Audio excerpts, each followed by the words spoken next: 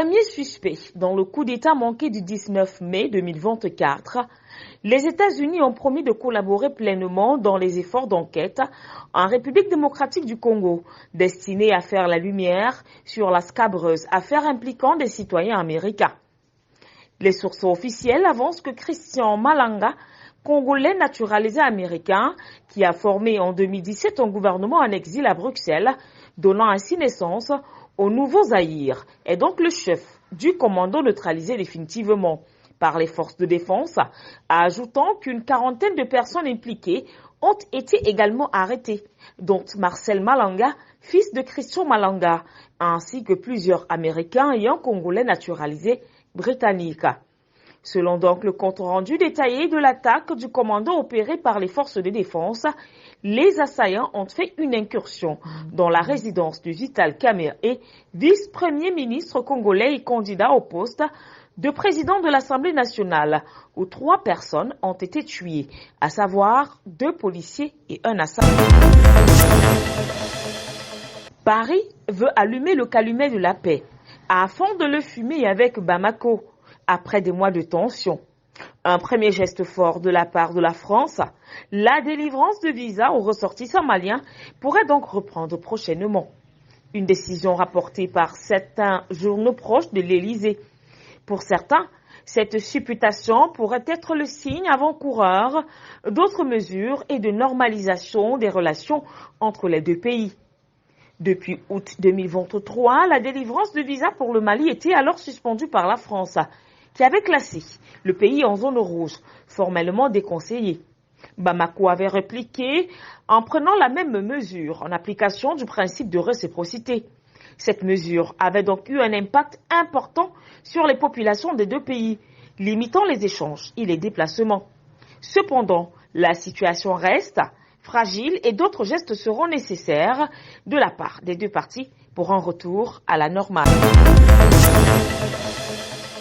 Le président béninois Patrice Talon effectuera une visite au Brésil en vue du renforcement de la coopération bilatérale entre les deux pays.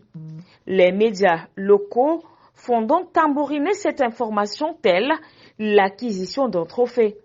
D'après les sources, M. Talon, qui devrait quitter Cotonou mercredi 22 mai 2024, à la tête d'une délégation, sera ainsi le premier chef d'État africain à effectuer une visite officielle au Brésil, après le retour aux affaires de Luiz Inácio Lula da Silva. Au cours donc de son séjour, indiquent les mêmes sources, le président béninois aura des échanges avec son homologue brésilien sur des sujets d'intérêt commun aux deux pays, notamment la coopération, l'éducation et la culture.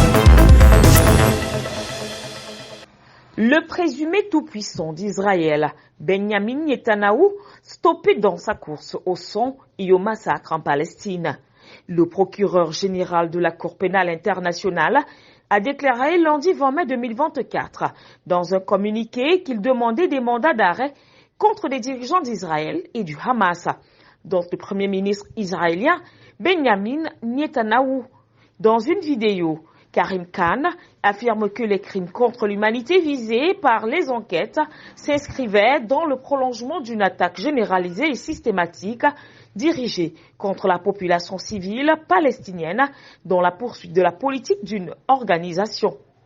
D'après donc les constatations, certains de ces crimes continuent d'être commis. Parmi ces crimes, il cite notamment l'utilisation de la famine comme arme de guerre, ainsi que le fait de diriger intentionnellement des attaques contre la population civile. Il faut rappeler que si l'État hébreu n'a pas ratifié le statut de Rome et n'est donc pas membre de la CPI, la décision de son procureur général lance néanmoins un mauvais signal. La réputation de Benjamin Netanyahou et plus encore du président de la Cour pénale internationale est déjà lourdement entachée depuis le début de la guerre à Gaza. Mais si les juges de la Cour pénale internationale décident d'émettre ces mandats, Benjamin Netanyahou et Yoav Gallant seront les premiers occupants des bancs d'autocrates.